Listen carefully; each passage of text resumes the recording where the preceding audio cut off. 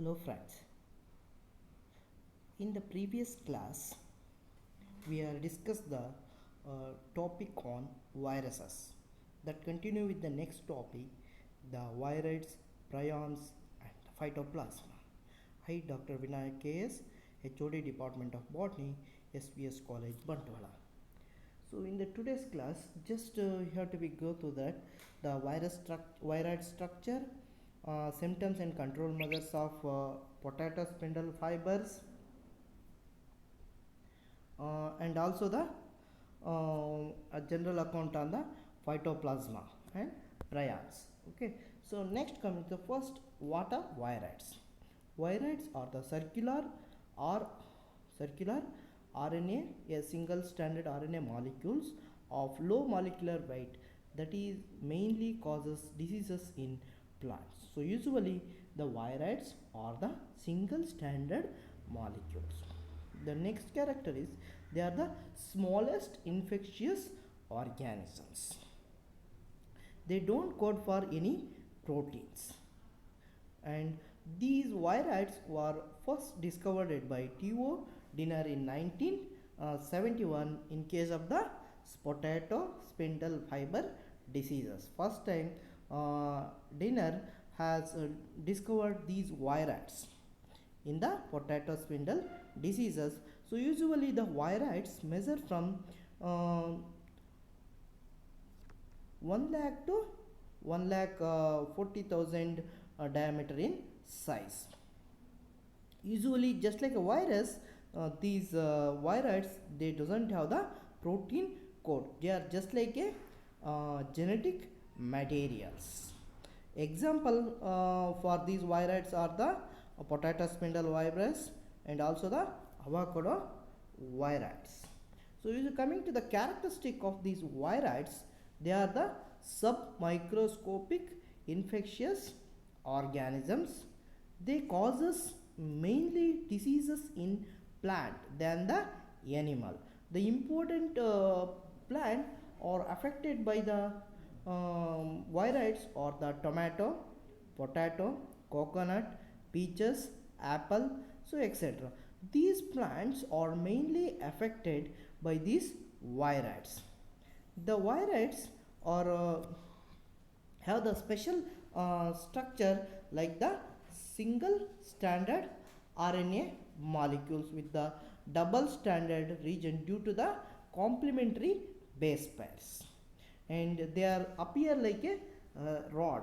What you are looking in a picture like that, usually you will find the structure. This is the photographs is showing the electronic microscope pictures of the viroids.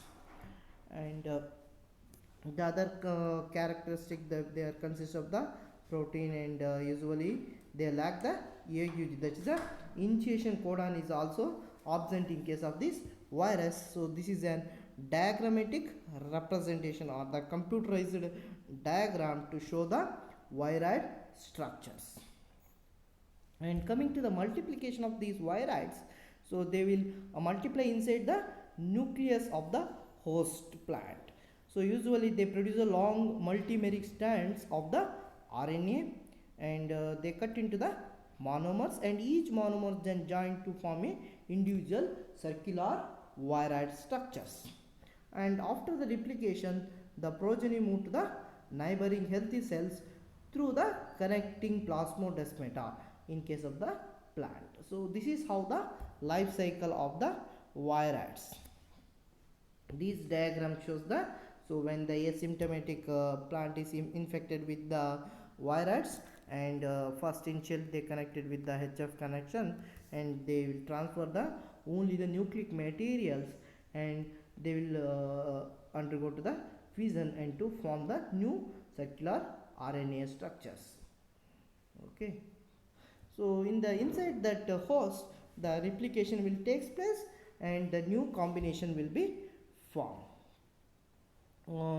The next is the pathogenicity. The pathogenicity of the viroids, they will be multiply inside the host cell and causes the diseases. Those are called as the RNA interference.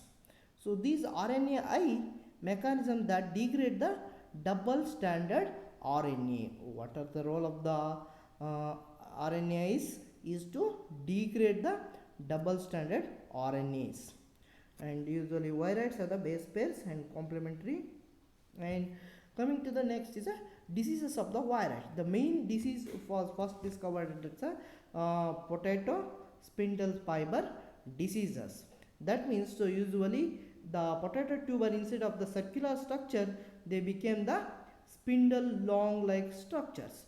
So usually the first time this was discovered in a virus name called as chrysanthemum stunt diseases. So like that various diseases, and disease of the coconut cod diseases, this is also affected by the virides. So the characteristic of these viride disease, host is potato plant, and the causal organism is a potato spindle tuber viride. Diseases name potato spindle tuber diseases. Okay, so symptoms are the elongation of the tubers and stunted growth of the plant and loss of the yield. So these are the symptoms of the viride diseases. So this is about the general account on virus. Next, going to the prions.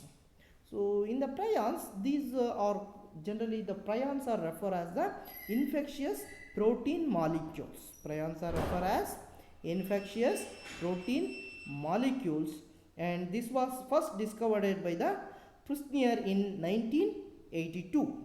The prions was discovered by the Prusnier in 1982, and he got the Nobel Prize for this. And usually they causes the both they will infect the both plant and the animals.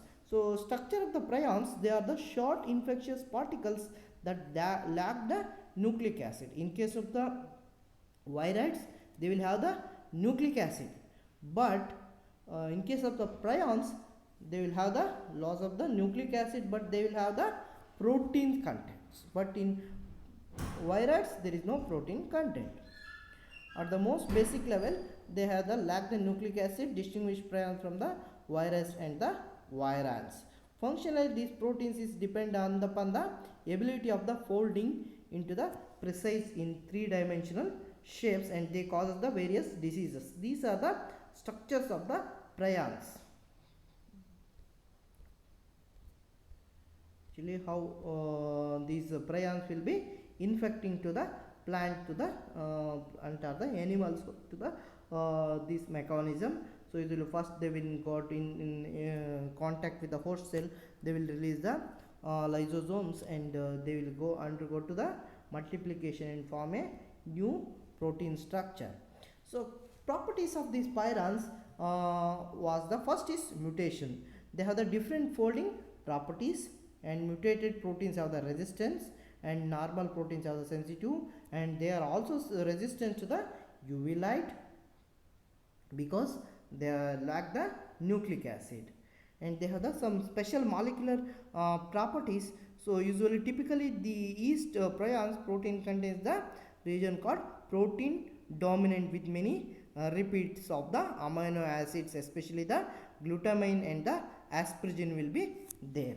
Okay, so this is the coming to the history of this. This was first identified and started working by the Griffith in 1960s, and later Prusser has discovered it. These proteinaceous substances are the infectious molecules, and later the Prusner in 1997 they identified these are the prions, and this is how the structure of the prions, and they causes, these prions will causes the various diseases to the mainly human beings. That's one disease is Jacob diseases, and this is how actually the reproduction will take place. But in syllabus you don't have the reproduction, just only the general account of prion will be there.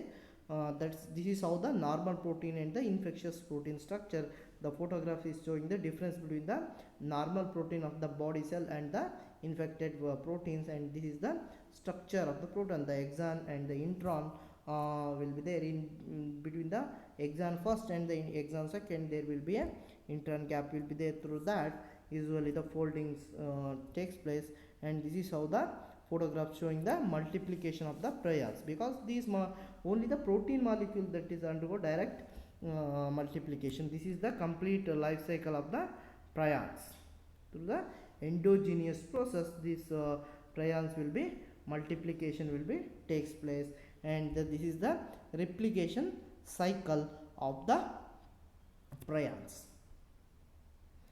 Okay, these are all the just general account and characteristic of the prions. Next, go to the another topic, that's the phytoplasma. Phyto means plant, plasma is nothing but the mycoplasma.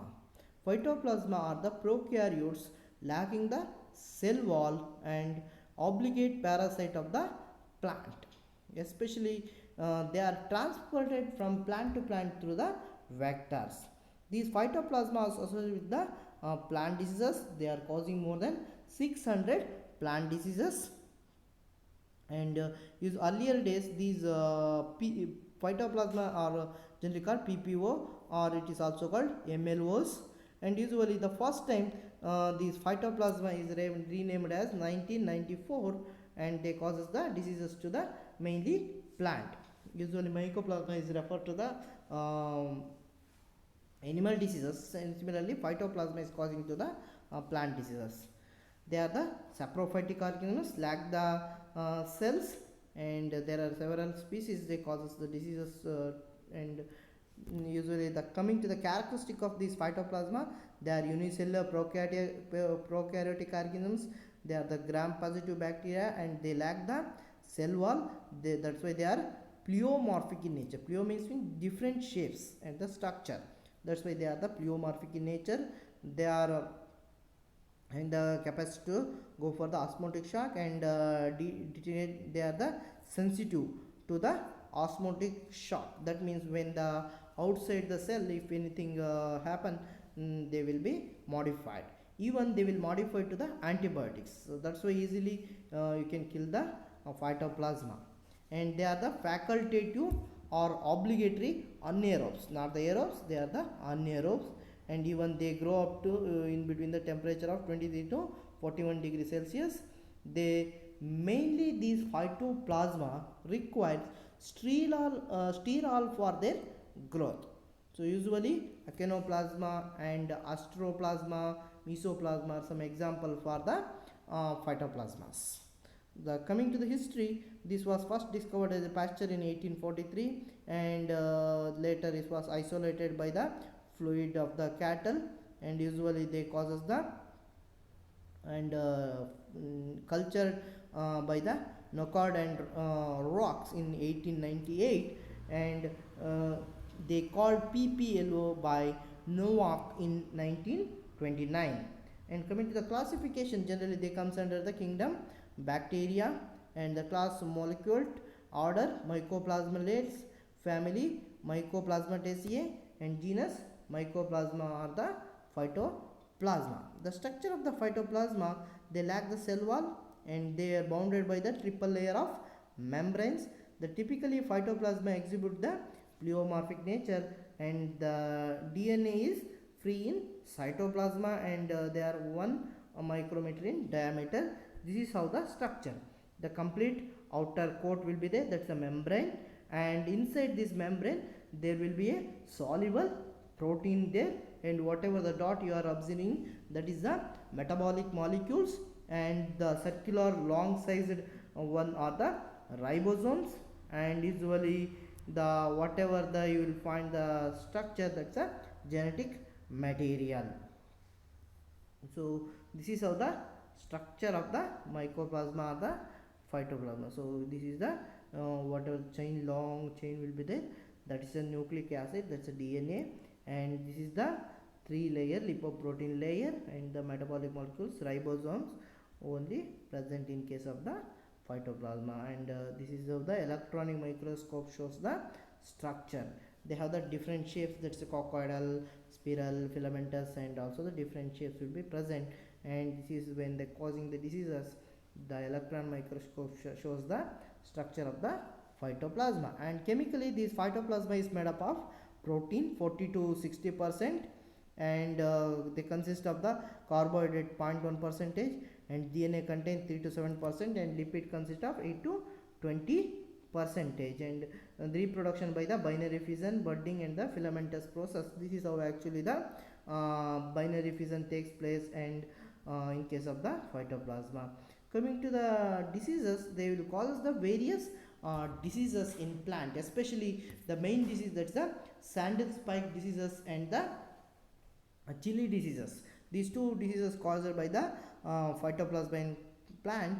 The symptoms of the sandal spike diseases are the extremely reduction in the leaf size, and usually when if you just look at the diagram, you can very easily find it out. This is the whatever the left side is the normal healthy plant, and the left one is the infected one. The leaf will be get highly reduced, and photosynthetic activity will be reducing. The control measures by the first thing is to usually this will transfer with the vectors. When you kill the vector, it will not transfer from plant to plant, and they have to be treated with the tetracycline and grow the resistance varieties. The next one disease, that's the little leaf of brinjal, and the pathogen is that's a phytoplasma, and the vector is Hemchomus fictitious. And usually symptoms, the diseases include shortening of the petiole, and usually production of the leaves which are smaller in size, and usually they become soft and glabrous. Excessive branch will be stunting growth of the plant, and the plant are just like a bushy in nature, and usually they are affected plant will be lost, the yield loss will be takes place. Control measures, first you have to be manage the vector, then naturally it will not transfer from plant to plant. When they get infected, first remove the plant from the complete nursery or the bedding, and usually you can use the 0.2 percentage of carbofuran for the spraying, and also dimethoate 0.3 percentage used for the controlling. This is how the photographs showing the little leaf of the brinjal. And these are some other diseases of the phytoplasma. The first and the final conclusion, the mycoplasma are the peculiar type of bacteria like organisms. They are also called PPLOs, and they require the steroid for the growth. They are have the losing the cell walls, and they causes diseases to the both plant and the animals, and mainly they will causes the diseases to the plant, and even sometimes they causes diseases to the insects and even the cattle also. So this is how the phytoplasma and its structure, reproduction, and the disease. Some mainly two diseases, that is one is little leaf of brinjal, and also the sandal spike diseases of the sandal tree. Usually in case of sandal spike diseases, the host is sandal plant. Okay, and this is the in this video we will study the complete an account on viroids, prions, and the phytoplasma. This is the third unit of your third chapter of your chapter unit 1. Okay, I hope you will get the point. If you not get, so we will clarify in the next class. Thank you for the patience listening.